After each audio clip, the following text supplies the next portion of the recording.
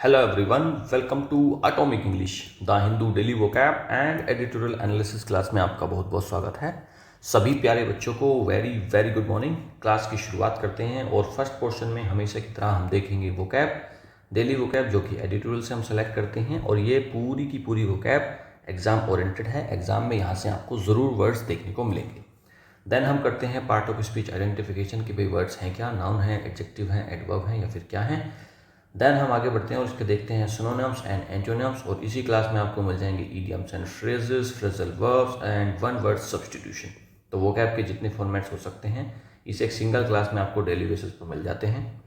आगे हम अगले पोर्शन में कवर करते हैं reading comprehension and grammar, editorial analysis करेंगे।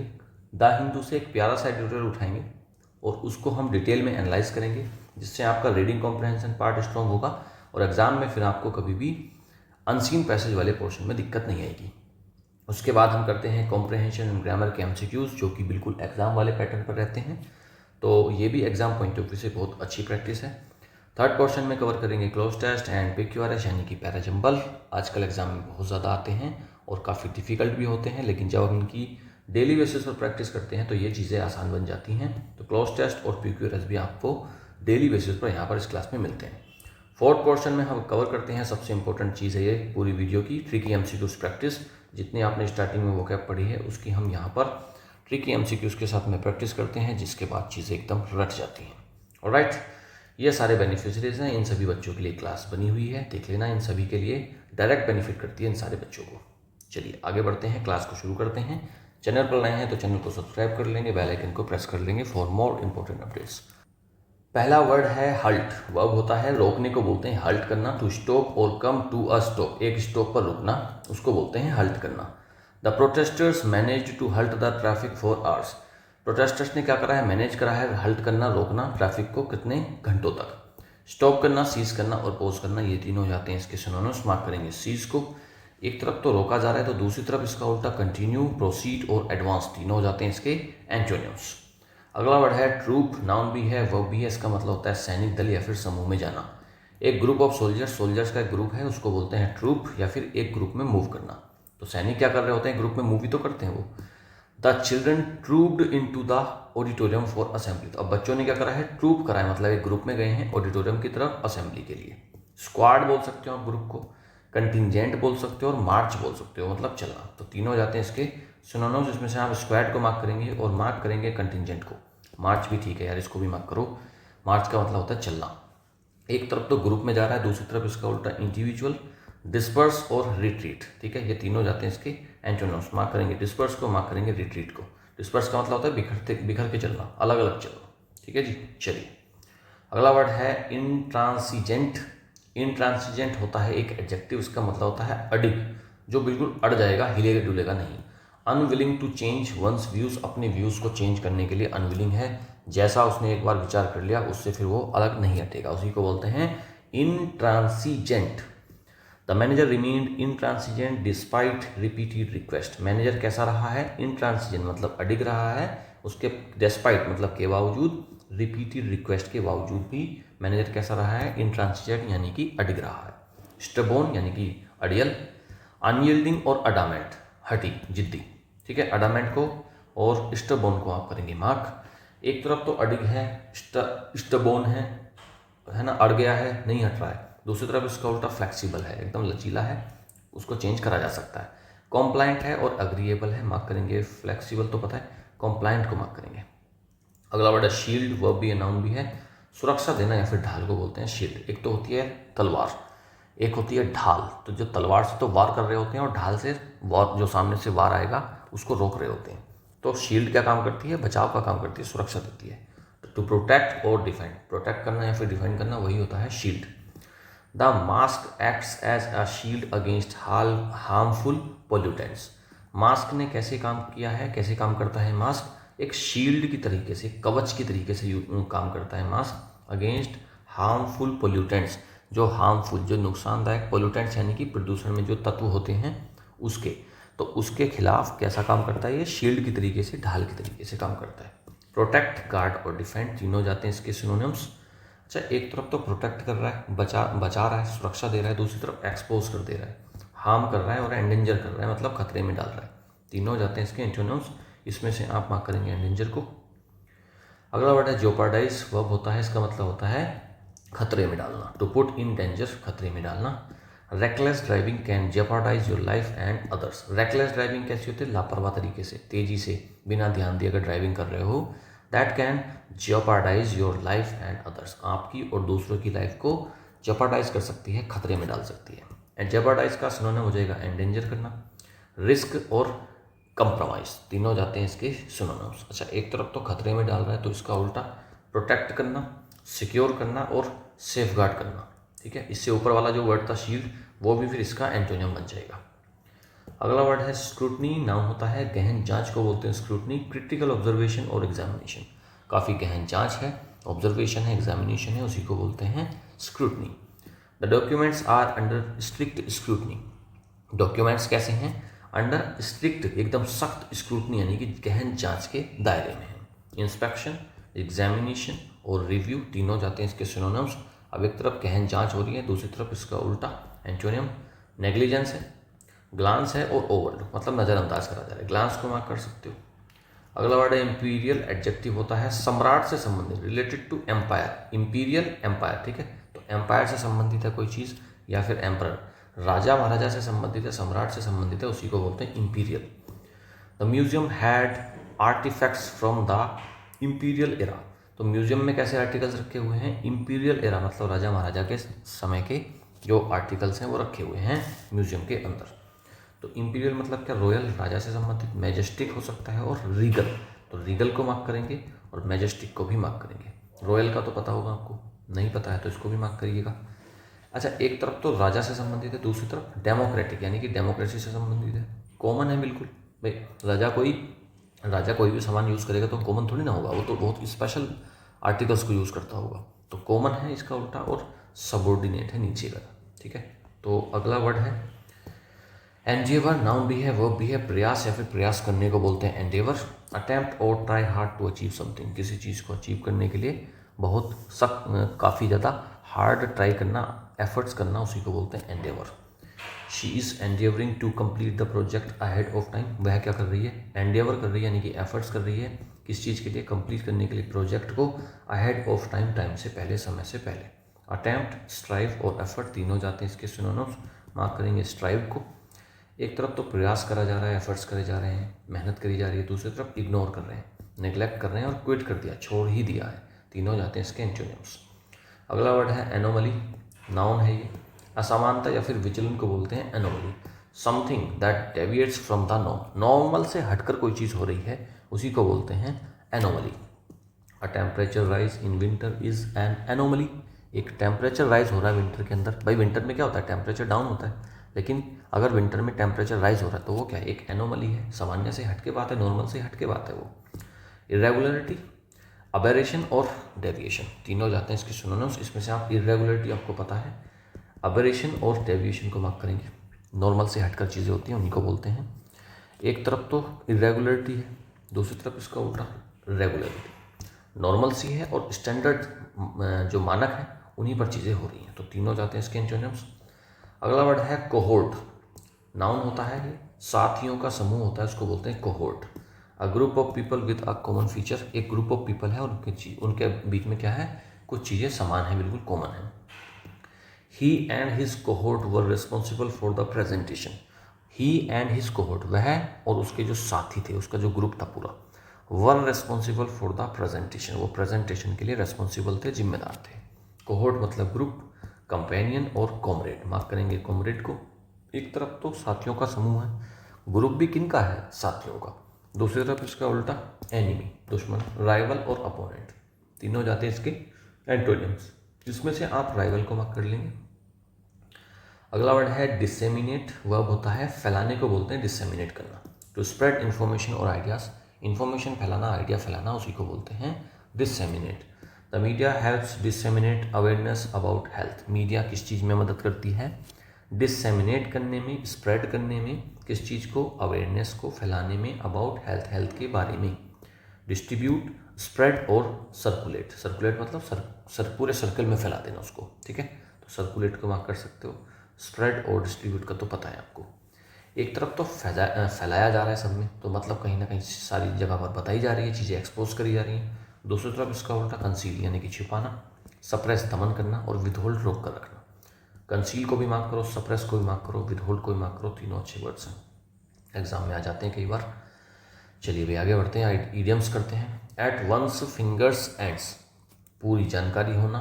टू नो समथिंग थोरोली, भाई कोई चीज़ आपने अपनी पूरी फिंगर्स पर काउंट कर रखी है, मतलब क्या आप उसके बारे में पूरा कुछ जानते हैं। तो एट वंस फिंगर्स एंड्स, तो फिंगर पूरी एंड हो गई, आपने इस चीज़ को इतना ज़्यादा डिटेल में जान रखा है। तो मतलब क्या, to know something thoroughly. He has all the historical dates at his fingers ends, उसके क्या है, उसने सारी जितनी भी हिस्टोरिकल डेट्स हैं उनको क्या कर रखा है, पूरी तरीके से जान रखा है, याद कर रखा है। At his fingers ends. At one's wits ends, wits होता है होश, किसी के होश का एंड हो गया मतलब तो फिर तो वो बहुत परेशान हो जाएगा। अगर किसी व्यक्ति के होश का बिल्कुल पीक है, एंड है, तो फिर तो वो व्यक्ति वहाँ पर तो परेशान हो जाएगा, उसको होश ही नहीं रहेगा, बेहोश हो जाएगा या बहुत परेशान हो जाएगा। बहुत परेशान होना, टू बी वेरी वरीड और कन्फ्यूज हो जाना। I am at my wits end, मैं कहाँ हूँ, अपने विट्स के एंड पर, मतलब मैं बहुत परेशान हूँ। With all this unfinished work, बहुत सारा अनफिनिश्ड वर्क पड़ा है, उसकी वजह से मैं काफ़ी ज़्यादा परेशान हूँ, कन्फ्यूज हूँ। एट सिक्सेस एंड सेवन्स, अस्त व्यस्त, इन अ स्टेट ऑफ कन्फ्यूजन और डिसऑर्डर, ये तो सिंपल है। एट सिक्सेस एंड सेवन्स, कभी 6 हो रहे हैं कभी 7 हो रहे हैं, मतलब क्या कन्फ्यूजन में है और अस्त व्यस्त हैं चीज़ें, डिसऑर्डर में है। The room was at sixes and sevens after the party, party के बाद रूम कैसा, अच्छा पार्टी होती है कभी, पार्टी जब शुरू होती है तब तो बहुत तरीके से चीज़ों को मैनेज किया जाता है, लेकिन जब पार्टी एंड होती है तब आप कभी पार्टी को देखना वो कैसी होती है। एट सिक्सेस एंड सेवन्स, कभी 6 कभी 7, मतलब क्या डिसऑर्डर में, 6 सामान इधर पड़े हैं, 7 सामान इधर पड़े हैं, तो ऐसे इस टाइप से हो जाता है। तो room was at sixes and sevens after the party, party के बाद रूम कैसा था, डिसऑर्डर में था, अस्त व्यस्त था। एट स्टेक, ये तो स्टेक का मतलब होता है दांव, तो एट स्टेक पर कोई चीज़ लगी है मतलब क्या खतरे में है, चीज़ें रिस्क पर है, पूरा रिस्क लगा हुआ है। His reputation is at stake due to the scandal, scandal हुआ है घोटाला, स्कैंडल होता है घोटाला, घोटाला हुआ है तो उसकी रेपुटेशन क्या है, एट स्टेक है, मतलब क्या दांव पर लगी हुई है। फ्रेजल वर्ब्स करते हैं। बैक डाउन, बैक डाउन का मतलब होता है पीछे हटना। To withdraw from a position, एक पोजीशन से विड्रॉ कर लेना, पीछे हट जाना। He backed down after seeing strong opposition, उसने क्या करा है, बैक डाउन यानी कि पीछे हट गया है, आफ्टर सीइंग स्ट्रॉन्ग अपोजिशन, सामने से जो अपोजिशन था वो कैसा था, स्ट्रॉन्ग था, तो फिर वो क्या कर गया, बैक डाउन कर गया, पीछे हट गया। रूल आउट का मतलब होता है असंभव ठहराना। To eliminate as an option, एक ऑप्शन की तरीके से किसी को एलिमिनेट कर देना, हटा देना, असंभव ठहरा देना, उसको बोलते हैं रूल आउट करना, यानी कि कैंसिल कर देना। Doctors ruled out cancer after the test, doctor ने क्या करा है, रूल आउट कर दिया, एलिमिनेट कर दिया, हटा दिया कैंसर को, आफ्टर द टेस्ट, टेस्ट किया था उसके बाद क्या हुआ, कैंसर को रूल आउट कर दिया कि भाई कैंसर नहीं है, ठीक है, उसको एलिमिनेट कर दिया, एक ऑप्शन ही नहीं है उसका।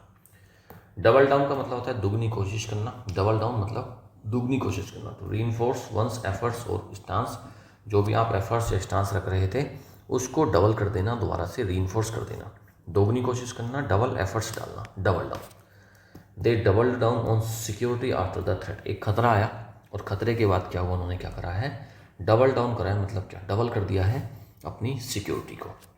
होता है ना कहीं पर कोई धमकी आ जाती है, थ्रेट आ जाता है, तो वहाँ पर फिर क्या करते हैं, वहाँ पर सिक्योरिटी को डबल डाउन करते हैं, उसको बढ़ा देते हैं। कम डाउन का मतलब तो गिरना या फिर निर्णय पर पहुंचना, डिक्रीज करना, डिसेंड करना, इसको बोलते हैं कम डाउन यानी कि डाउन होना।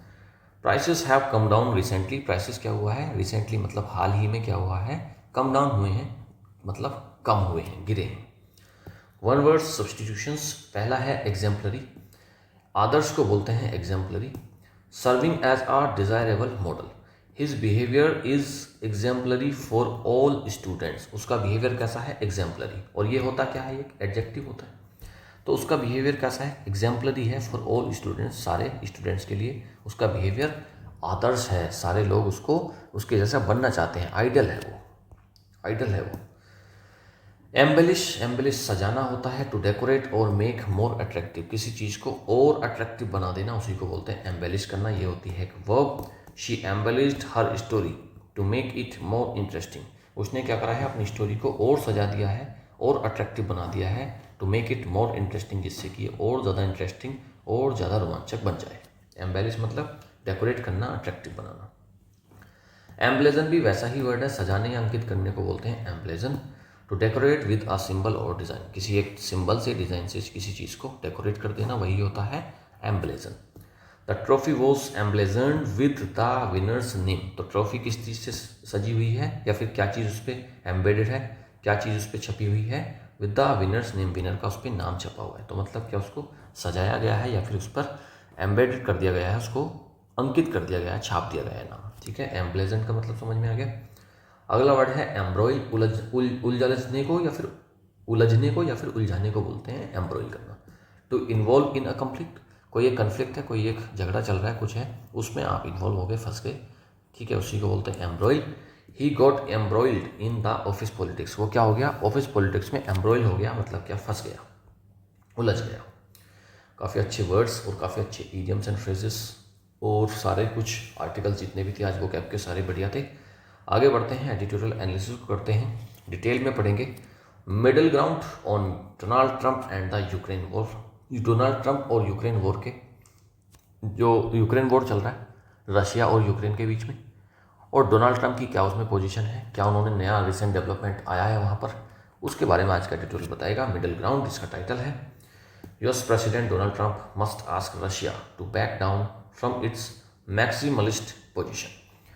US प्रेसिडेंट डोनाल्ड ट्रंप को मस्ट आस्क, रशिया को बोलना चाहिए कि भाई बैक डाउन कर जाओ, आप पीछे हट जाओ, फ्रॉम इट्स मैक्सिमलिस्ट पोजीशन, अभी जो तुम पोजीशन बनाए हुए हो उससे पीछे हट जाओ, ये बोलना चाहिए US प्रेसिडेंट डोनाल्ड ट्रंप को। US President Donald Trump has made a U-turn on Ukraine, shifting from his campaign pledge to end the war within 24 hours of taking office to promising to send more weapons to Ukraine and threatening to impose severe tariffs on Russia and its trading partners if the crisis is not resolved in 50 days. US President Donald Trump has made a U turn, उन्होंने एक U turn करा है, अपनी बात से मुकर गए हैं, ऑन यूक्रेन, यूक्रेन के ऊपर, shifting from his campaign pledge, उनकी एक कैंपेन प्लेज थी कि वो 24 घंटे के अंदर, जैसे ही ऑफिस में आएंगे, जैसे ही प्रेसिडेंट बनेंगे, 24 घंटे के अंदर उन्होंने कहा था कि वो सेंड करेंगे नए वेपन्स यूक्रेन को। नहीं, देखो, इन्होंने कहा था कि 24 घंटे के अंदर युद्ध रुकवा देंगे, लेकिन अब उन्होंने क्या करा कि अब वो सेंड कर रहे हैं ज़्यादा वेपन्स, यूक्रेन को ज़्यादा वेपन्स दे रहे हैं और थ्रेटन कर रहे हैं सेवर टैरिफ्स की, भाई रशिया को थ्रेटन कर रहे हैं, उसको धमकी दे रहे हैं कि हम आपके ऊपर बहुत ही सीवर टैरिफ्स लगा देंगे, टैक्स लगा देंगे, और इसके trading partners if the crisis is not resolve in 50 days, कि अगर 50 दिन के अंदर ये क्राइसिस नहीं रुकते हैं तो भाई हम लगा देंगे रशिया और उसके पार्टनर्स के ऊपर बहुत ही भीषण टैरिफ्स। तो पहले तो कह रहे थे 24 घंटे में युद्ध रुकवा देंगे, और अब कह रहे हैं कि 50 दिन का टाइम है रशिया के पास, तो अगर नहीं रुकते हो तो टैरिफ लगा देंगे यूएस। अच्छा, डोनाल्ड ट्रंप की तरफ से सबसे बड़ी धमकी जो आती है वो आती है tariff.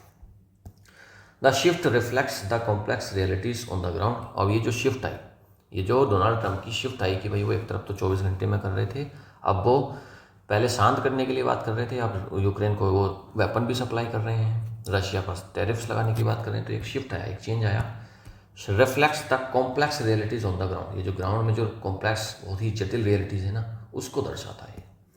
Ukraine which has lost more than 20% of its territories, Ukraine जो कि 20% से ज़्यादा अपनी टेरिटरीज, अपनी ज़मीन को खो चुका है, including its sea of Azov coastline to Russia since 14, agreed to a ceasefire under pressure from the Donald Trump administration based on the current front line. Ukraine जो कि 20% से ज़्यादा अपनी ज़मीन को खो चुका है, और उसमें से सी ऑफ अजोव कोस्ट लाइन जो इसकी बहुत इंपॉर्टेंट कोस्ट लाइन थी, उसको भी ये खो चुका है रशिया को 2014 से अभी तक। यूक्रेन ने अग्री करा है, अग्रीड टू अ सीजफायर, कि भाई ठीक है हम युद्ध को रोक देंगे, under pressure from the Trump administration, Trump के प्रेशर में यूक्रेन ने कहा है कि ठीक है हम युद्ध को रोक देंगे, सीजफायर कर देंगे, based on the current front line, अभी जो करंट सिनेरियो वहाँ पर चल रहा है उसको देखते हुए। Russia had initially responded to Mr Trump's peace push, Russia ने इनिशियली तो रेस्पॉन्ड किया था डोनाल्ड ट्रंप की पीस पुश, ये जो डोनाल्ड ट्रंप शांति की जो वार्ता कर रहे थे कि भाई यहाँ पर युद्ध को रोक देते हैं, इनिशियली तो रशिया ने उस पर रेस्पॉन्ड किया था। इट किसके लिए आया है, ये रशिया के लिए आया है। It agreed to a naval ceasefire in the Black Sea and halted attacks on Ukraine's energy infrastructure for 30 days, ये अग्री कर गया था एक नेवल सीजफायर, मतलब क्या, नेवी जो युद्ध लड़ रही है वहाँ पर इन्होंने युद्ध को रोक दिया था ब्लैक सी में, और हल्ट कर दिए थे अपने अटैक्स। हल्ट मतलब रोक दिए थे अपने अटैक्स यूक्रेन की एनर्जी इंफ्रास्ट्रक्चर के ऊपर, 30 दिन तक उन्होंने रोक दिए थे। मॉस्को यानी कि रशिया की कैपिटल है ये, Moscow also declared brief ceasefires and send negotiators to Istanbul for talks with Kyiv on June 2 despite a drone strike by Ukraine deep inside Russia targeting its bombers। Moscow यानी कि Russia ने क्या करा, has declare, उसने declare करा था एक brief ceasefire, एक युद्ध विराम उसने डिक्लेयर कर दिया था, और अपने नेगोशिएटर्स को जो आपस में डील करेंगे इस्तांबुल भेजा था टॉक करने के लिए कीव के ऊपर ऑन जून 2 विद कीव क्या है, यूक्रेन की कैपिटल है, तो यूक्रेन के साथ में पीस टॉक्स के लिए इस्तांबुल भेज दिए थे अपने नेगोशिएटर्स जून 2 को, despite a drone strike by Ukraine, क्योंकि यूक्रेन ने क्या करा था, एक बहुत ही खतरनाक ड्रोन स्ट्राइक करी थी रशिया के काफ़ी अंदर जाकर। तो ये उसके बावजूद भी रशिया ने क्या करा था, अपने नेगोशिएटर्स को इस्तांबुल भेज दिया था बातचीत करने के लिए। But after the US joined Israel to bomb Iran despite Tehran's nuclear talks with Washington, Russia accelerated attacks on Ukraine with drone attacks and troop advances in the Dnipropetrovsk region। ये वहाँ का शहर का नाम है, एक एरिया का नाम है, काफ़ी बड़ा है। रशिया के नाम थोड़े से लंबे होते हैं और ख़तरनाक होते हैं। चलिए, बट आफ्टर द यूएस ने जैसे ही ज्वाइन करा इसराइल को, बॉम्ब करा ईरान को। पता है जब इसराइल और ईरान के बीच में युद्ध चल रहा था तब यूएस ने उनको बॉम्ब किया था, इसराइल के साथ जाकर ईरान को बॉम्ब किया था, उसके बाद वहाँ पर सीजफायर हुआ था। Despite Tehran's nuclear talks with Washington के साथ में, तेहरान यानी कि ईरान की न्यूक्लियर टॉक्स चल रही थी, उसके बावजूद भी यूएस ने इसराइल के साथ जाकर बॉम्ब किया था ईरान को। जब ये बॉम्बिंग हुई, रशिया एक्सेलरेटेड अटैक्स, रशिया ने अपने अटैक्स को एक्सेलरेट करा, बढ़ा दिया यूक्रेन के ऊपर, विद ड्रोन अटैक किए और ट्रूप एडवांस किए वहाँ पर, और सैनिक भेजे कहाँ पर, निप्रोपेट्रोव्स्क एरिया, इस रीजन में area. In A call with mister Trump के साथ एक फ़ोन कॉल में, Russian president Vladimir Putin said he would not back down from his calls in Ukraine. Mister Trump से बातचीत करते हुए फ़ोन कॉल पर रशिया के प्रेसिडेंट व्लादिमीर पुतिन कहते हैं that he would not back down from his calls in Ukraine, कि अब वो यूक्रेन में अपने गोल्स से बैक डाउन नहीं करेंगे, पीछे नहीं हटेंगे। Caught between an intransigent Moscow and pressure from his allies, Mr Trump seems to have decided to change course. अब ये क्या हो गया, देखो, caught between an intransigent Moscow कैसा हो रहा है अभी, इंट्रांसिजेंट है, मतलब रशिया अब अडिग हो गया, अब हटने का नाम नहीं ले रहा, और प्रेशर फ्रॉम हिज एलीज, अब इसके जो दोस्त हैं, इसके जो साथी पार्टनर्स हैं, उनके प्रेशर में मिस्टर ट्रंप कहाँ फंस गया, seems to have decided to change course, अब उसको पूरा कोर्स ही चेंज करना पड़ गया। एक तरफ तो ये ठेकेदार बन रहे थे, सरपंच बन के घूम रहे थे कि मैं युद्ध रुकवा दूंगा, फैसले करवा दूंगा, अब इनको चेंज करना पड़ा अपना कोर्स पूरा। Nevertheless mister Trump has ruled out giving Ukraine long range offensive weapons. अब देखो, एक तरफ तो युद्ध रुकवाने वाले ट्रंप साहब अचानक से शिफ्ट करे और रूल आउट गिविंग यूक्रेन, और इन्होंने क्या करा, इन्होंने रूल आउट कई चीज़ें और फिर क्या करना शुरू कर दिया, इन्होंने इसको यूक्रेन को लॉन्ग रेंज ऑफेंसिव वेपन्स देने शुरू कर दिए। तो शिफ्ट देख रहे हो कितनी जल्दी शिफ्ट हो गया। The plan is to send defensive weapons including Patriot systems and ammunition to Ukraine through NATO allies. Plan जो है इसका, डोनाल्ड ट्रंप का ये प्लान ये है कि डिफेंसिव वेपन्स देगा इसको यूक्रेन को, इंक्लूडिंग पैट्रियट सिस्टम देगा, और एम्यूनिशन देगा, मतलब बहुत एडवांस टेक्नोलॉजी के वेपन्स देगा यूक्रेन को through NATO allies.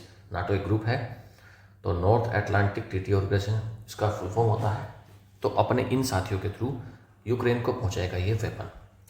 While Patriots could be effective in shielding Ukraine's skies from Russian missile strikes, they are unlikely to alter the balance in the battlefield. एक तरफ ये patriots देगा, ये जो system देगा कि भाई वो चीज़ों को बचाएंगे, शील्ड के तरीके से काम करेंगे। Could be effective in shielding Ukraine's sky, तो यूक्रेन के स्काई को, आसमान को, आकाश को वो शील्ड तो कर देगा, कवच के तरीके से तो काम करेगा। रशिया की तरफ से जितनी मिसाइल स्ट्राइक्स होंगी उनको रोक लेगा पैट्रियट सिस्टम।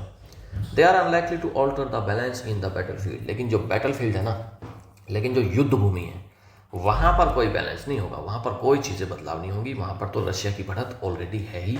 रशिया के सामने जो यूक्रेन है वो टिक नहीं पाएगा। एंड द यूएस एबिलिटी देखो, यूएस के साथ में अपोस्ट्रोफी एस लगा, US ability to hurt Russia through direct tariffs is limited as bilateral trade stood at just $3 billion in 2024। और यूएस की जो एबिलिटी है ना कि रशिया को वो हर्ट कर देगा डायरेक्ट टैरिफ से, वो लिमिटेड है, क्योंकि बायलैटरल ट्रेड हो रहा है। रशिया और यूएस के बीच में भी बायलैटरल ट्रेड होता है, दोनों तरफ से ट्रेड होता है एट जस्ट $3 बिलियन इन 2024। 2024 में $3 बिलियन का ट्रेड हुआ है दोनों देशों के बीच में। तो फिर इससे ऐसा नहीं लगता कि ये हट कर पाएगा रशिया को। But if Mr Trump opts for secondary tariffs the impact would extend to other countries including India, China and Brazil. लेकिन अगर मिस्टर ट्रंप ऑप्ट करते हैं, ऑप्ट का मतलब क्या होता है, सेलेक्ट करना, चूज़ करना, अगर वो चूज़ करते हैं सेकेंडरी टैरिफ्स दूसरे देशों पर लगाना है, the impact would extend to other country, दूसरे देशों पर भी इसका इम्पैक्ट जाएगा और उसमें शामिल हैं India, China and Brazil. Since the start of the Ukraine war, the US and Europe have imposed multiple layers of sanctions on Russia, which have failed to impact the Kremlin's war policies. Since the start of Ukraine war, जब से Ukraine war start हुआ है, US और Europe have imposed multiple layers of sanction. US ने और Europe ने बहुत सारे लेयर्स ऑफ सेंक्शंस लगाई हैं रशिया के ऊपर, which have failed to impact the Kremlin's war policy. लेकिन फिर भी ये क्रेमलिन वॉर पॉलिसी को नहीं रोक पाए हैं, ये कुछ भी इम्पैक्ट नहीं कर पाए हैं। यूएस आज भी मजबूती से युद्ध लड़ रहा है। By threatening to penalize third countries for Russia's actions, Mr. Trump is doubling down on a failed policy and also jeopardizing the energy security of countries such as India and American partners. By threatening to penalize third countries, तीसरे देश को आप अगर तीसरे देशों को penalise करने का धमकी दे रहे हो कि भाई हम आपको पेनल्टी डालेंगे, आप रशिया के पार्टनर हो इसलिए हम आप पर डालेंगे, और किस लिए डाल रहे हो भाई, रशिया का एक्शन कर रहा है और उसके पार्टनर्स को आप पेनलाइज कर रहे हो। Mister Trump is doubling down, mister Trump क्या कर रहे हैं, डबल डाउन कर रहे हैं, चीज़ों को दोगुना कर रहे हैं ऑन अ फेल्ड पॉलिसी। एक फेल्ड पॉलिसी है, उनकी पॉलिसी काम नहीं कर रही कि वो युद्ध को नहीं रुकवा पा रहे, तो अब वो डबल डाउन कर रहे हैं और एक्स्ट्रा एफर्ट्स कर रहे हैं। And also jeopardising the energy security of countries, और जितनी कंट्रीज़ हैं जैसे कि इंडिया और अमेरिका की पार्टनर्स हैं, उनकी जो एनर्जी सिक्योरिटी है ना, उनको भी कहीं ना कहीं ये खतरे में डाल रहे हैं। Mr Trump must realise that, Mr Trump को रियलाइज़ करना चाहिए, ये उनको सोचना चाहिए he can not resolve global conflicts through imperial style ultimatums and threats. Donald Trump जो कि सरपंच साहब हैं, इन सरपंच साहब को ये समझना चाहिए कि भाई आप जो ग्लोबल कन्फ्लिक्ट चल रहे हैं ना, जो दुनिया में मुद्दे हैं, आप उनको रिजोल्व नहीं कर सकते अपने इंपीरियल स्टाइल, जो इनका जो इंपीरियल स्टाइल है ना कि भाई हम राजा की तरीके से बैठ जाएंगे महाराज बनकर और उसको अल्टीमेटम देंगे, देशों को धमकियां देंगे और कन्फ्लिक्ट से सोल्व हो जाएंगे, तो ऐसे काम नहीं करती हैं चीज़ें। मिस्टर ट्रंप साहब, सरपंच साहब को ये चीज़ समझनी चाहिए, क्योंकि भाई ऐसा थोड़ी ना कि ट्रंप की तरफ से एक बयान आया, धमकी आई और मुद्दे सोल्व हो गए। अगर ऐसा होता तो भाई दुनिया के सारे मुद्दे कितने ईजी हो जाएंगे ना। बहुत अलग तरीके से चीज़ें सोल्व होती हैं, ये अभी सरपंच साहब को नहीं पता है। Instead sustained diplomacy with Moscow and Kyiv is essential. Instead और उसकी जगह पर एक सस्टेन्ड डिप्लोमेसी, एक सस्टेन्ड कूटनीति विद मॉस्को एंड कीव, यानी कि रशिया और यूक्रेन के साथ में बहुत ही ज़्यादा एसेंशियल है, ज़रूरी है। Russia must come down from its maximalist demand, Russia को अपनी जो बहुत ज़्यादा डिमांड कर रहा है रशिया यूक्रेन से कि हमें ये चीज़ें चाहिए, तो वो कहीं ना कहीं कम डाउन करना चाहिए, उसको कम करना चाहिए। एंड यूक्रेन से security concern should be address, और यूक्रेन की जो सिक्योरिटी कंसर्न है ना, उनको भी एड्रेस किया जाना चाहिए, उसकी भी बात होनी चाहिए। भाई यूक्रेन की सिक्योरिटी तो पूरी तबाह हो चुकी है ना, कितनी ज़्यादा सफ़र कर रहा है यूक्रेन, उस चीज़ की भी बातचीत होनी चाहिए जब ये डिप्लोमेसी होगी। His focus should be on finding a middle ground between the Russian and Ukrainian positions to achieve a durable peace. His focus किसके लिए है, डोनाल्ड ट्रंप का जो फोकस है ना, should be on finding a middle ground between Russia and Ukrainian position. जो Ukraine की जो पोजीशन है, रशिया की जो पोजीशन है, इस युद्ध चल रहा है सारी चीज़ें, उसके बीच में एक मिडिल ग्राउंड डोनाल्ड ट्रंप को ढूंढना चाहिए दोनों देशों के बीच में, to achieve a durable peace, जिससे कि एक ड्यूरेबल पीस को अचीव किया जा सके, जो एक ड्यूरेबल पीस कहती है, जो लंबे समय तक चले। ऐसा नहीं कि आज फैसला हुआ और कल फिर से ये लड़ पड़े, तो ऐसा नहीं होना चाहिए। एक ड्यूरेबल पीस को अचीव करने के लिए बहुत सारी चीज़ों को, मिडिल ग्राउंड को कहीं ना कहीं ढूंढना चाहिए। चलिए भाई, कंप्लीट हुआ एडिटोरियल। बढ़िया एडिटोरियल था, समझ में आया कि भाई दुनिया में क्या चल रहा है। कॉम्प्रहेंशन एमसीक्यूज करेंगे। What prompted Donald Trump to change his Ukraine policy from ending the war to sending weapons and imposing tariffs? ऐसा क्या हो गया, किस चीज़ ने डोनाल्ड ट्रंप को उसका जो पॉलिसी थी ना, यूक्रेन पॉलिसी, उसको चेंज कर दिया कि भाई वो पहले तो यूक्रेन के वॉर को ख़त्म करना चाह रहे थे, अब क्या करना चाह रहे हैं वो अब भेज रहे हैं वेपन्स यूक्रेन को और रशिया पर लगा रहे हैं टैरिफ्स। तो किस चीज़ ने इनको प्रॉम्प्ट किया? Pressure from Ukraine to continue the war. गलत, यूक्रेन का कोई प्रेशर नहीं आया। सक्सेसफुल नेगोशिएशन हुआ रशिया के साथ, तो फिर ये युद्ध क्यों चल रहा है? काटो। इंट्रांसिजेंस from Moscow and Allied pressure. भाई क्या है? इंट्रांसिजेंस है, अड़िगपन दिखाया जा रहा है रशिया के द्वारा और उसके एलीड प्रेशर में। सी ऑप्शन एकदम करेक्ट है। रशिया नहीं मान रहा, इसलिए फिर यूक्रेन को वॉर के लिए सारे के सारे वेपन्स भेजने पड़ रहे हैं डोनाल्ड ट्रंप को। C option correct. Why is the US threat of direct tariffs on Russia unlikely to have significant impact? जो यूएस का थ्रेट है कि भाई डायरेक्ट टैरिफ लगाएंगे रशिया पर, तो इसके सिग्निफिकेंट इम्पैक्ट क्यों नहीं होंगे? Russia is immune to trade related threats.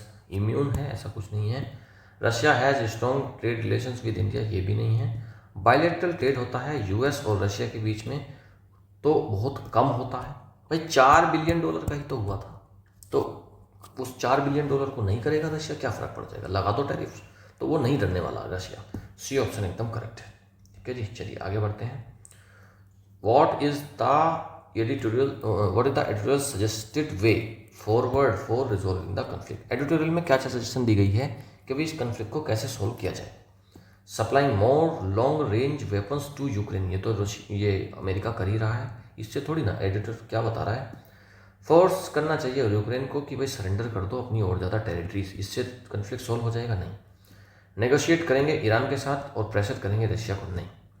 Sustained diplomacy होनी चाहिए जिससे कि आप मिडिल ग्राउंड ढूंढ पाओ, यही ऑप्शन करेक्ट है। डी ऑप्शन करेक्ट है। सस्टेन्ड डिप्लोमेसी जिससे कि मिडिल ग्राउंड कुछ ढूंढा जा सके चीज़ों को सोल्व करने के लिए, डी ऑप्शन करेक्ट है। ग्रामेटिकल एरर्स देखिए, इसमें आप फाइंड करेंगे grammatical error. US President Donald Trump has made a U-turn on Ukraine, shifting from his campaign pledge to end the war within 24 hours of took office. एक एक करके पढ़ेंगे, ध्यान आएगा जहाँ पर वहाँ पर आप पकड़ लेंगे। US president shifting of took या फिर no error? US president Donald Trump में तो कोई एरर नहीं है। अब सिंगुलर है, उसके लिए हैज़ आ गया, हैज़ के साथ में वर्ब की थर्ड फॉर्म आ गई मेड, ये था यहाँ तक तो ठीक है। US president Donald Trump has made a U turn, उन्होंने एक यूटर्न लिया ऑन यूक्रेन, यहाँ तक ठीक है। Shifting from his campaign pledge to end the war within 24 hours, यहाँ तक तो ठीक आ रहा है बिल्कुल। शिफ्ट हो गई, उनका कैंपेन प्लेज शिफ्ट हो गया, पहले वो वॉर को एंड करना चाह रहे थे। With in 24 hours of took office नहीं आएगा यहाँ पर, taking. With in 24 hours of taking office को लेने के बाद, तो ऑफ टुक को काट दो। सी ऑप्शन इसमें करेक्ट है, सी ऑप्शन में एरर है। Next, fill in the blank आपको करना है। Russia had initially responded dash Mr Trump's peace push. Mr Trump के पीस पुश को रशिया ने इनिशियली रेस्पॉन्ड करा था। यहाँ पर क्या आएगा? प्रीपोजिशन का क्वेश्चन है, बाय आएगा, विद आएगा, टू आएगा या फिर एट आएगा? तो फिफ्थ क्वेश्चन में आएगा टू, रेस्पॉन्ड के साथ में आता है to. Russia had initially responded to Mr Trump's peace push. Russia ने क्या करा है? रेस्पॉन्ड टू, ठीक है, तो टू यहाँ पर आ जाएगा प्रीपोजिशन। सी ऑप्शन करेक्ट है फिफ्थ का। नेक्स्ट, सिक्स्थ क्वेश्चन है, करेक्ट सेंटेंस आपको यूज करना है। Russia halt attacks on Ukraine's infrastructure for 30 days। देखो रशिया हल्ट, देखो रशिया पहली बात तो सिंगुलर है, अगर आप इसको प्रेजेंट में बनाएंगे तो हल्ट की जगह पर तो हल्स आएगा, ठीक है, तो यहाँ पर एस नहीं लगा है, पहला ऑप्शन तो कट गया।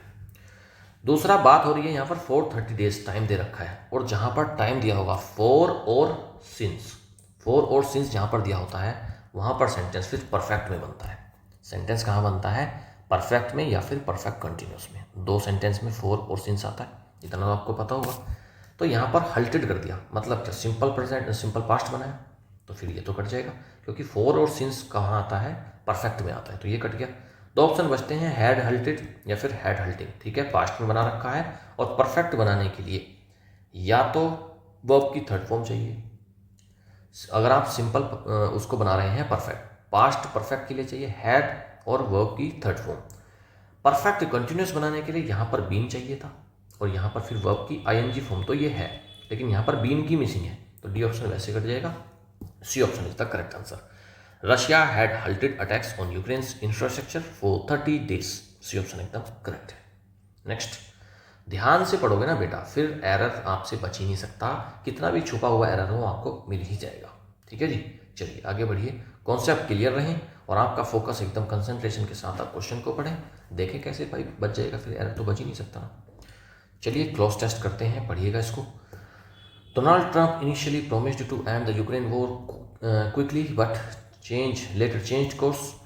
उन्होंने, डोनाल्ड ट्रंप ने प्रॉमिस करा था कि वो यूक्रेन वॉर को क्विकली एंड करेंगे, बट लेकिन चेंज कर दिया अपना कोर्स को। Opting instead to send weapon send करने के लिए उन्होंने ऑप्ट करा है, चूज करा है, और इम्पोज करने का टैरिफ्स को चूज किया है। However experts believe that the impact of such tariffs, experts क्या बिलीव करते हैं, ये जो इम्पैक्ट है ना इन टैरिफ्स का, वुड बी लिमिटेड रहेगा due to low volume of dash trade. कैसा ट्रेड? इकोनॉमिक ट्रेड, अरे ट्रेड तो सारी इकोनॉमिक ही हो रही होती है, काटो उसको, फालतू की बात है। कल्चरल ट्रेड तो है नहीं कुछ ऐसा। डोमेस्टिक या फिर बायलैटरल। देखो डोनाल्ड ट्रंप ने, आप ये देखो टैरिफ लगे हैं, डोनाल्ड ट्रंप भी छोड़ दो, किसी देश ने दूसरे देश पर टैरिफ्स लगाए हैं। टैरिफ्स लगाता किस चीज़ पर है? ट्रेड पर। ट्रेड क्या होती है? एक देश का सामान दूसरे देश में बिक रहा है, और जैसे ए और बी है, ए कंट्री का सामान बी कंट्री में बिक रहा है, भाई ए और बी कंट्री है, इन दोनों में आदान प्रदान होता रहता है। ए बेचता है बी को और बी बेचता है ए को, मतलब तभी तो इनका है। तो कैसा है? बायलैटरल है। तो फिर कैसा ट्रेड आ जाएगा? बायलैटरल। बी ऑप्शन इसमें करेक्ट हो जाएगा, क्योंकि वो कह रहा है कि लिमिटेड पड़ेगा, क्योंकि बहुत ही low volume of bilateral trade है, दोनों के बीच में बहुत लो लेवल का बिजनेस चलता है आपस में। While Patriots might help Ukraine dash missile strikes, they are unlikely to shift battlefield dynamics. जो पैट्रियट्स हैं, जो यूएस वहाँ पर हथियार भेज रहा है, वो क्या करेंगे? वो हेल्प करेंगे यूक्रेन को क्या करने में? Missile strike. यूएस की जो मिसाइल स्ट्राइक्स आएंगी उनको क्या करने में? उनको रिटेलिएट करने में। पैट्रियट्स क्या होता है? एक सिस्टम होता है जो कि मिसाइल को रोकने का काम करता है। दूसरे देश से मिसाइल अटैक हो रहा है तो उसको रोकने का काम करता है, तो ये हेल्प करेंगे यूक्रेन को रिटेलिएट करने में, नहीं प्रिवेंट करने में, बचाने में हो सकता है। डोज या फिर शील्ड अगेंस्ट, हाँ शील्ड अगेंस्ट इसमें करेक्ट आंसर हो जाएगा। शील्ड मतलब कवच की तरीके से काम करेंगे मिसाइल स्ट्राइक को रोकने में। They are unlikely to shift battlefield dynamics, लेकिन वो बैटलफील्ड डायनामिक्स को चेंज नहीं कर सकते। द एडिटोरियल आर्ग्यूज, एडिटोरियल क्या आर्ग्यू करता है? That dash diplomacy is essential to achieve peace. Peace को अचीव करने के लिए कैसी डिप्लोमेसी चाहिए? स्ट्रिक्ट नहीं, स्ट्रिक्ट तो डोनाल्ड ट्रंप करके देख चुके हैं। कोर्सिव नहीं चाहिए, फोर्सफुल, फोर्स के साथ में तो कुछ नहीं होगा। डिप्लोमेसी कभी भी फोर्स के साथ हो भी नहीं सकती। सस्टेन्ड या फिर इनफॉर्मल, इनफॉर्मल नहीं, सस्टेन्ड इसमें करेक्ट आंसर है। सस्टेन्ड डिप्लोमेसी होनी चाहिए, ऊपर एडिटोरियल में भी आया था और यहाँ पर भी बता रहे कि सस्टेन्ड डिप्लोमेसी होनी चाहिए, कि वो टिकना चाहिए, जिससे कि भाई एक लंबी डील हो जाए, एक लंबी पीस वहाँ पर कायम हो जाए। सी ऑप्शन एकदम करेक्ट है। PQRS करिएगा। Ukraine under the pressure agreed to a ceasefire despite continued Russian aggression based on the existing front lines. चलिए भाई बताइए, शुरुआत आपको कहाँ से लग रही है? Despite continued Russian aggression, agreed to a ceasefire. अच्छा एक बात देखो, मैंने आपको बताया था कि भाई कभी भी ना आप पकड़ना, एक पहला वर्ड पकड़ो या फिर लास्ट से पकड़ो। अग्रीड आ गया, वर्ब से शुरुआत थोड़ी ना करोगे आप किसी भी सेंटेंस की या किसी भी पैराग्राफ की, तो क्यों ऑप्शन तो काट दो।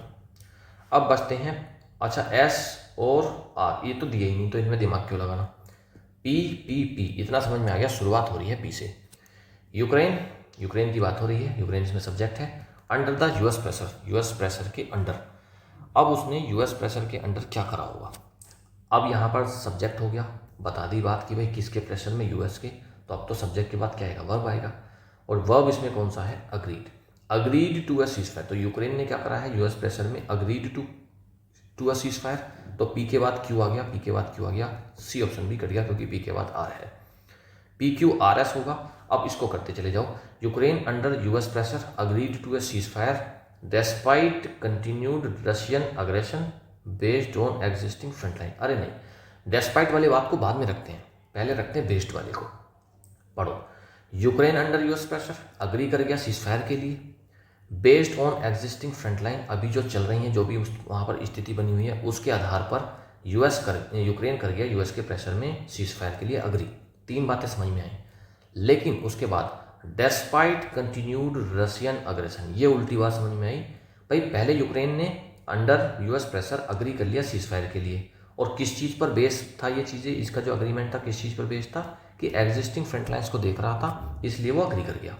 अब एक नेगेटिव बात सामने आएगी, डेस्पाइट कंटिन्यूड रशियन एग्रेशन, कि भाई जो रशिया एग्रेशन दिखा रहा है उसके बावजूद वो अग्री कर गया। तो आर ऑप्शन को सबसे लास्ट में रखेंगे, डी ऑप्शन करेक्ट हो जाएगा, ए ऑप्शन भी कट जाएगा। चलिए भाई, अच्छा था आज का, थोड़ा डिफिकल्ट था इसको सेलेक्ट करना कि कौन से ऑप्शन को रखना है पहले। ये आंसर की दी गई है, इसको मिल जाएगी आपको पीडीएफ में।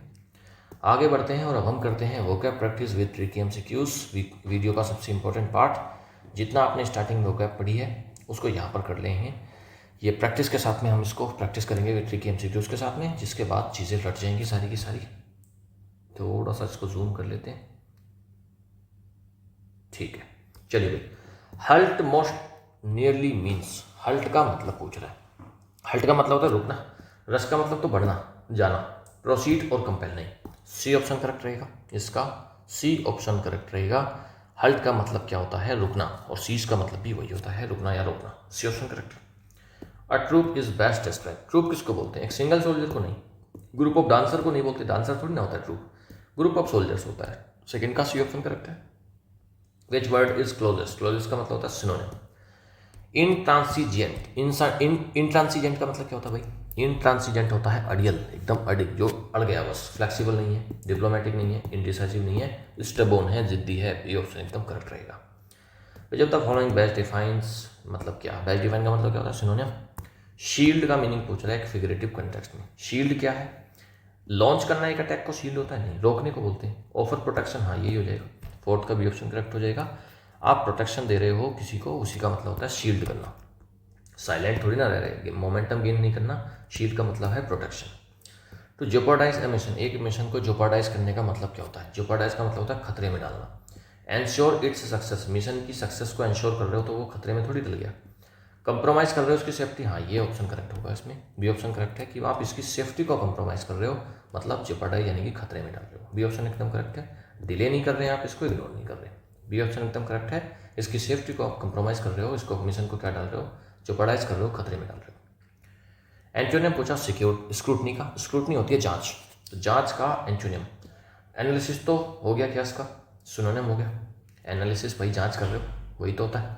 इंस्पेक्शन जांच है, एग्जामिनेशन जांच है। ग्लांस का मतलब होता है उसको नज़रअंदाज करना, बी ऑप्शन एकदम करेक्ट रहेगा। इसका एंटोनियम हो जाएगा स्क्रूटनी का ग्लांस। वर्ड है इंपीरियल, तो इंपीरियल किससे संबंधित होता है, डेमोक्रेसी से नहीं, इंपीरियल तो राजा से संबंधित होता है ना, विलेज लाइफ नहीं। Royal authority, C option correct है। रॉयल अथॉरिटी को बोलते हैं इंपीरियल। एनार्किज्म तो सरकार की कमी है कि भाई कोई भी किसी का भी राज नहीं है, सरकार ही नहीं है, वो होती है एनार्की। डी ऑप्शन करेक्ट है, नहीं डी ऑप्शन करेक्ट नहीं है, सी ऑप्शन करेक्ट है। रॉयल अथॉरिटी इंपीरियल ही होता है। सिनोनिम पूछा है एंडेवर का, एंडेवर का मतलब होता है एफर्ट्स डालना। रिफ्यूजल नहीं है, रिजेक्शन नहीं है, साइलेंस नहीं है, एफर्ट्स को बोलते हैं एंडेवर करना, B option correct. Anomaly is data usually refer to, anomaly कौन सा डाटा है, नॉर्मल से हटकर कोई चीज़ है वो क्या है, एनोमली है। प्रेडिक्टेबल ट्रेंड तो है नहीं, मैं प्रेडिक्ट कर दिया तो वो हटके कैसे हो गया, स्टैंडर्ड रिजल्ट नहीं है। एक डेविएशन को ही बोलते हैं एनोमली, मतलब चीज़ें हट कर हो रही हैं, डेविएट कर रही हैं, सी ऑप्शन करेक्ट है। Cohort can refer to, cohort का मतलब एक एनिमी, सोलो ट्रैवलर, कंपेनियन या फिर ग्रुप या फिर एक डॉक्यूमेंट। कोहोर्ट का मतलब होता है एक ऐसा ग्रुप जो साथियों का ग्रुप है, सी ऑप्शन करेक्ट है, कंपेनियन और ग्रुप, सी ऑप्शन एकदम करेक्ट है। अगला है डिसेमिनेट, इसका मतलब पूछ रहा है डिसेमिनेट का, कलेक्ट करना, हाइड करना, स्प्रेड वाइडली या फिर डिस्ट्रॉय करना। डिसेमिनेट का मतलब होता है फैलाना, तो स्प्रेड वाइडली इसमें करेक्ट आंसर हो जाएगा, सी ऑप्शन एकदम करेक्ट है। डिसेमिनेट का मतलब फैलाना, स्प्रेड करना। If someone has facts at their fingers ends, किसी के फैक्ट्स जो हैं वो उनकी फिंगर्स के एंड्स पर है, मतलब उनको सारी जानकारी है। दे गैस नहीं कर रहे वो। हैव फुल कंट्रोल, हाँ। आर अनप्रिपेयर्ड तो है नहीं। Have detail knowledge readily available, तो फुल कंट्रोल वाली बात नहीं है यहाँ पर, उनके पास डिटेल में नॉलेज है, टी ऑप्शन करेक्ट रहेगा। Being at one's wits end, किसी के विट्स के एंड मतलब क्या, कंफ्यूज हो जाना। You are confused but hopeful, confused हो लेकिन होपफुल हो, होपफुल तो नहीं हो यार, काटो। इलेटेड भी नहीं है। डेस्परेट हो और हैव नो सोल्यूशन, आप परेशान हो गए हो और आपके पास कुछ सोल्यूशन भी नहीं है, सी ऑप्शन एकदम करेक्ट रहेगा। ईडियम है at sixes and sevens. Sixes and sevens का मतलब होता है अस्त व्यस्त। वेल ऑर्गेनाइज नहीं है। In total confusion, extremely accurate भी नहीं है, अबाउट टू सक्सीड भी नहीं है। इन टोटल कन्फ्यूजन, देखो कन्फ्यूजन यहाँ पर सही वर्ड नहीं है। वैसे अगर देखो 3 ऑप्शन तो हमारे ऑलरेडी कट ही गए हैं, तो कन्फ्यूजन भी कहीं ना कहीं डिसऑर्डर ही एक तरीके का। सेलेक्ट तो हम बी ऑप्शन करेंगे, लेकिन यहाँ पर एक सही ऑर्डर होता डिसऑर्डर। ठीक है, डिसऑर्डर यहाँ पर एक सही करेक्ट ऑप्शन होता। इन टोटल डिसऑर्डर का मतलब ये होता है एट सिक्सेस एंड सेवन्स, अस्त व्यस्त। बी ऑप्शन इसमें करेक्ट हो जाता।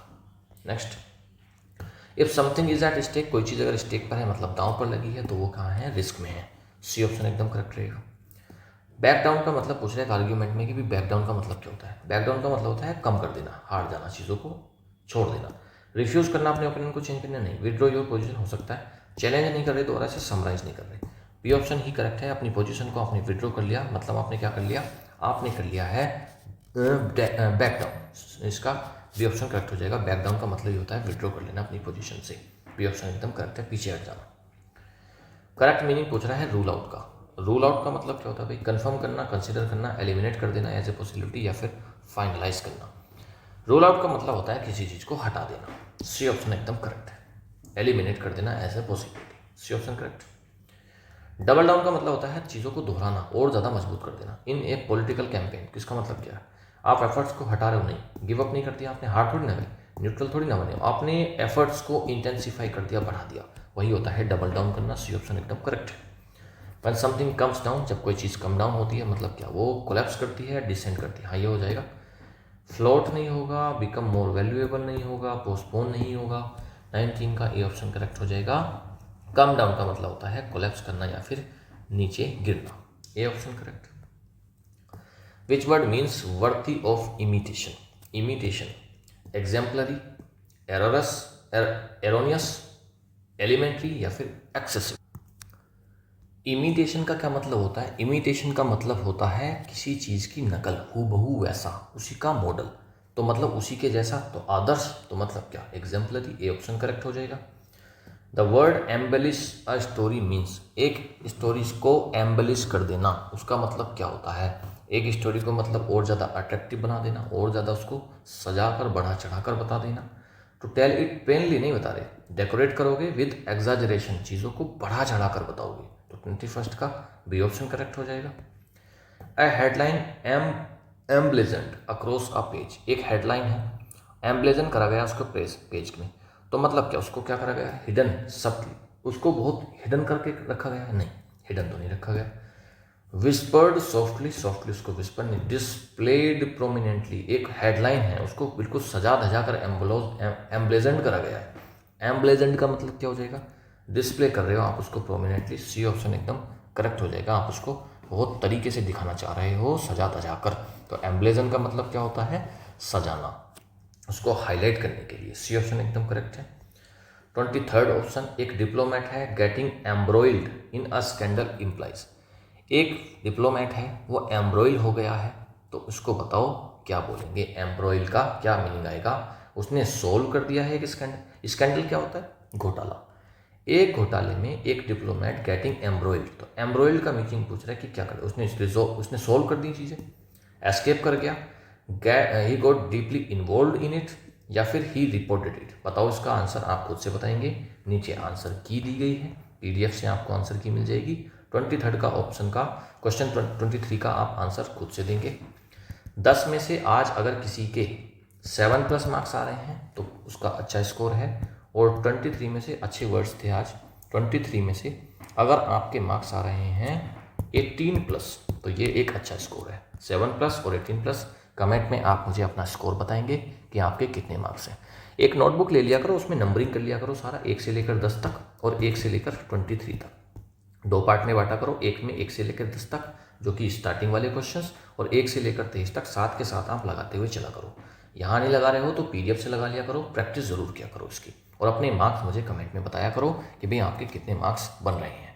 ऑलराइट, चलिए बेटा, वीडियो अच्छी लगी है लाइक करेंगे, ज़्यादा से ज़्यादा शेयर करेंगे, वीडियो को ज़्यादा से ज़्यादा फैलाएंगे, कमेंट्स में चीज़ों को बताएंगे, चैनल को सब्सक्राइब नहीं कराए तो सब्सक्राइब करेंगे, और आप लगातार मेहनत करते रहिए, आपकी मेहनत एक दिन ज़रूर रंग लाएगी। Thank you, have a nice day, good bye.